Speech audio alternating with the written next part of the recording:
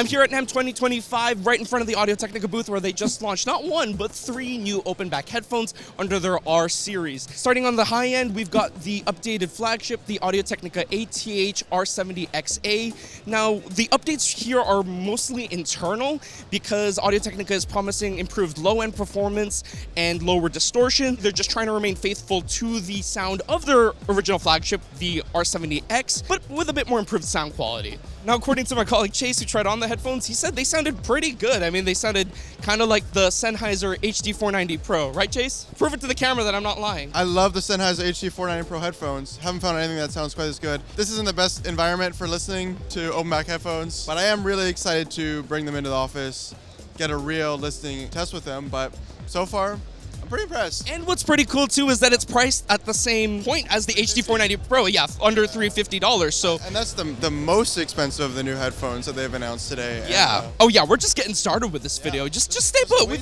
Just wait. Going down the line, we've got the ATH R50X now. As the name kind of implies, these headphones are modeled after the closed back M50X BT, which are a very popular set of headphones. In fact, these open backs actually use the same driver as its closed back counterpart. The sound quality and the tuning is pretty much going to be the same as you'd get in the closed backs, but of course you probably have that wider soundstage or stereo imaging because of the open back design. Now obviously we encourage you to wait for our full review of the headphones before you buy it, but if you aren't interested, these headphones are going to be available for $159, which is really good. Now if that's still a little too much for you, don't worry, because Audio Technica still has you covered with the ATH R30X. Unlike the M50X, the R30X isn't based or using the same drivers as the M30X closed back headphones. These are completely new drivers. Chase and I heard a lot more bass than we would expect for a pair of open back headphones, and at $99 it sounds pretty good, at least in this environment, but again, we just have to get them into our labs to find out and see just how these perform. But considering that it's less than $100 and open backs usually go for more than that, this might be a great entry-level option for people who are getting into, you know,